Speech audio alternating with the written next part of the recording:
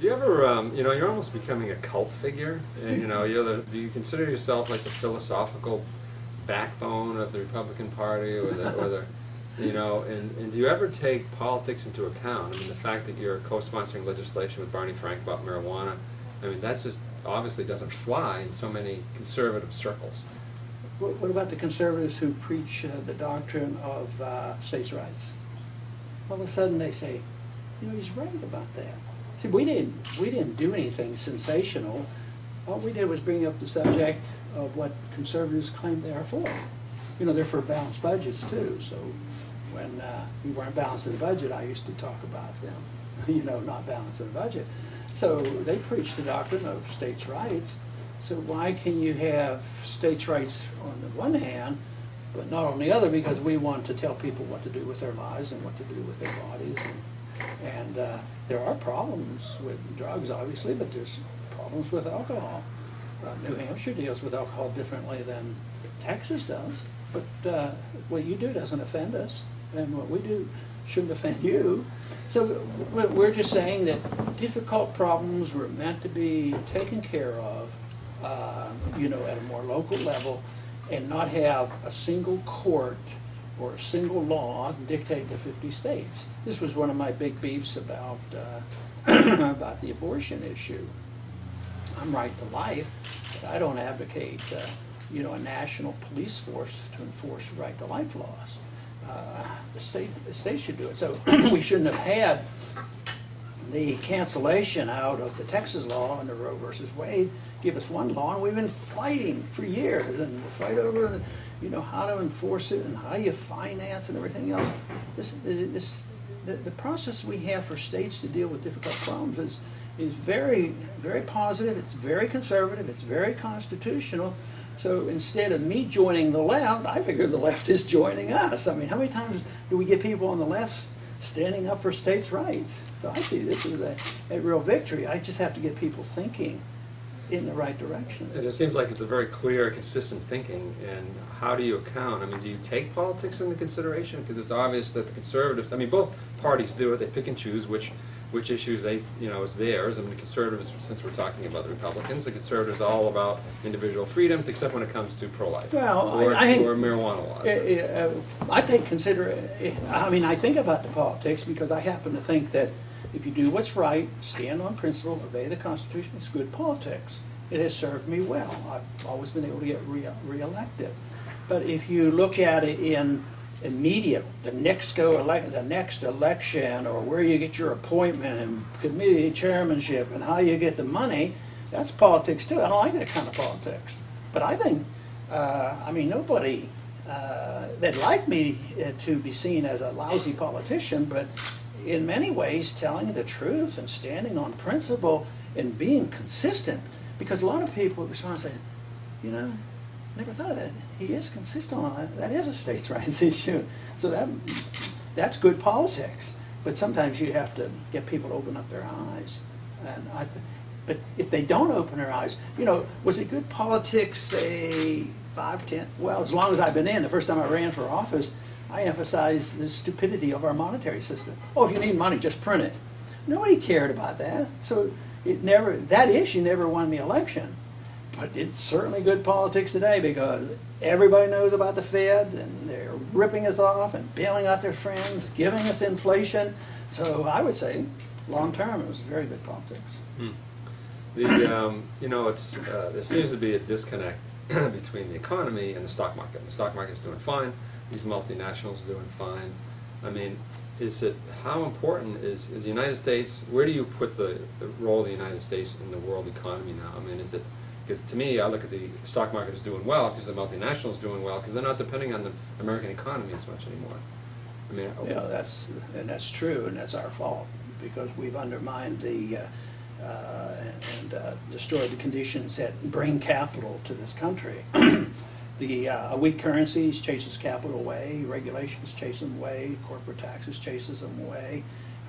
Also the fact that although we've had benefits from being the issuer of the reserve currency, the downside is that that encourages jobs to go overseas, you know, because you export your inflation, you print the money and people trust it, so they take our dollars, so we work less. And then they have conditions. I mean, the Chinese are out capitalizing us. I mean, they're being better capitalists. They keep regulations down and taxes down, and they save money and they invest, and they don't attack anybody militarily. So they're doing a pretty good job. So that hurts us. So yes, so much of what we've done has been harmful to us.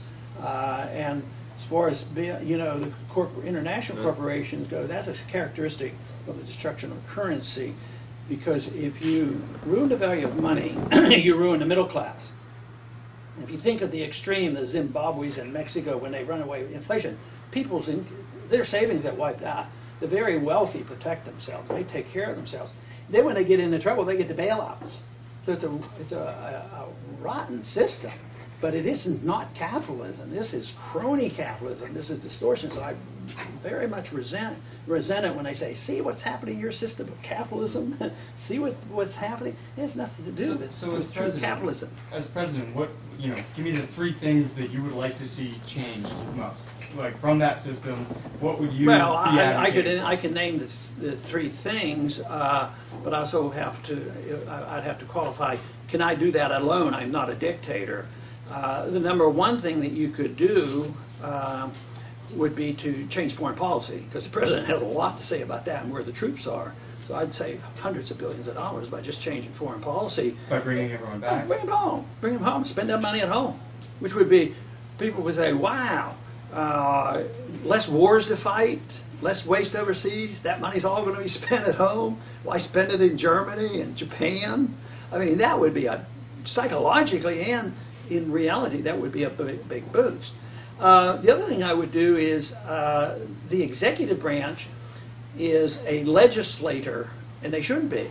So I'd stop legislating. I'd stop writing all these regulations. I'd start, since they came about by edict of the bureaucracy, we can start eliminating it. Quit writing executive orders in the form of legislation. And that would change the attitude about how we treat businesses. We should, reduce it.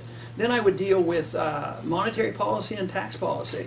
My goal would be, of course you can't do this, is change the monetary system and, either allow competition with the Fed or get rid of the Fed, have sound money, obey the Constitution, and work for the day when we don't have an income tax and convince people that their interests would be better served. People say, how are we going to do it without an income tax? Well, the way we did it before 1913. We existed. Oh yeah, but we need more money. Well, why do you need more money? Well, we have the entitlement system and the warfare system. Well, get rid of it. Then you don't need income. Let the people earn their money, and the country. Pardon me? You get rid of entitlements? Well, that would be the goal long term, but I have my set of priorities is such that I cut everything overseas first, cut every benefit to corporations, corporate benefits. I would then start on places like Department of Education, Department of Agriculture, Department of Energy. I mean, that doesn't create wealth at all. That's just serving special interests. So you could, and the last thing I would put is, say, health care. Child health care and care for the elderly. Technically, these programs they were bankrupt. They just work, tie those people over till the people get enough confidence that, you actually can deliver those services in other ways. But to continue to do what we're doing, the wars will end, we will come home because we'll be broke, and the entitlement system won't work because the money won't work. Because, we'll be just printing so much money. And those deficits, every time you see deficits, think more money necessary to print because they will monetize the debt. That's where the problem is. I mean, obviously you're pushing towards a libertarian free market system, and a good argument can be made that it needs to be pushed. Our system needs to be pushed. But how far would you go? I mean, certainly going back to 1910 or 13, whenever the income tax was put in, I mean, we had, elderly, only 10% of the people graduated from high school, elderly, most people were poor, healthcare was terrible. I mean, I don't think life was great at that time. It was for a few people who could take advantage of the system, but philosophically, where's that blend? Well, if you compare life in our country before the Industrial Revolution to after, as the Industrial Revolution progressed, I mean, the improvement in the latter part of the 19th century, I mean, there was more growth and, you know, the significant growth was fantastic. So if you compare to the wealth of 1913 to now, you can say, yes, we're wealthy. But it was all built on borrowed money and inflation and a false illusion. It's ending. And that's why we have the chaos, and we'll have chaos like they're having in Greece. There's going to be a lot of anger. So it's an illusion of wealth. But if you have steady economic growth because of sound economic policy, that's quite different. So you say, well, we've done so much better with the fiat and the income tax since 1913. Think of what it would have been like if you didn't have it. I mean, we would have not wasted so many lives. The money, instead of going down rat holes and bombs and weapons and all this, it would have gone into education. Today, the educational system is so bad that people are saying, you know, they have these tests where they say, we're going to pay you not to go to college and see how well you do because college isn't helping you. And some of the most successful entrepreneurs have been people who haven't gone through conventional education. So they're going through education.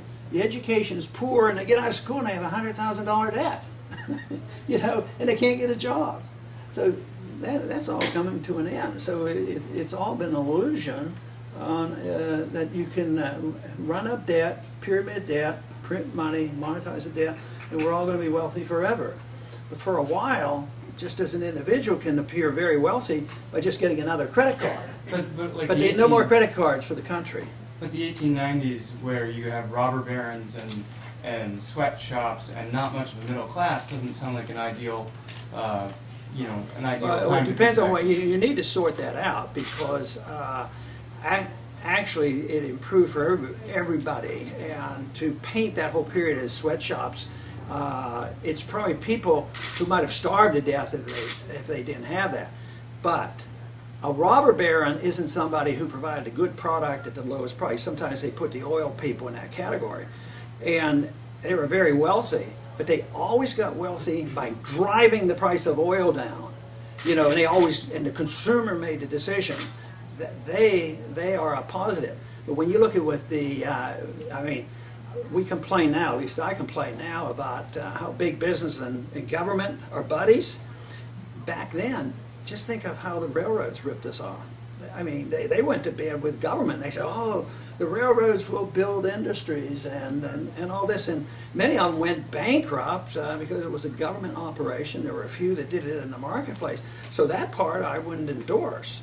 But basically, if you say, oh, yes, there was child labor, you know, originally child labor disappeared because of the progress. I mean, if you lived on a farm in the old days, everybody had to go out and hoe the garden.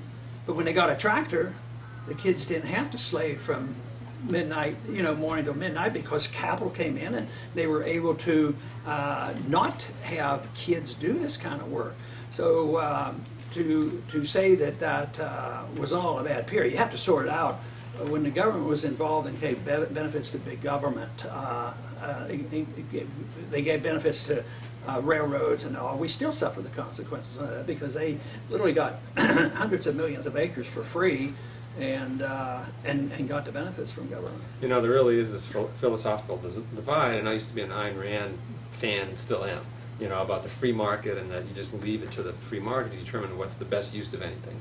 But there's just a point where when there are so many people in this world who are willing to abuse others or abuse the environment, where it does seem as though the government has a real role. I mean, in our area here, you know, this area was logged, it was just logged and strip logged for years in the late 1800s until we had the Weeks Act, which formed the White Mountain National Forest. Yeah, but that's a government thing. If we didn't have the government, we still wouldn't have any trees here. I can show you evidence where lumbering, private owners take better care of their lumber than private people do, because they have an interest, they want to sell it, they want to reproduce, and they plant their trees. And the commons aren't well cared for. You know, that everybody owns them and nobody owns them.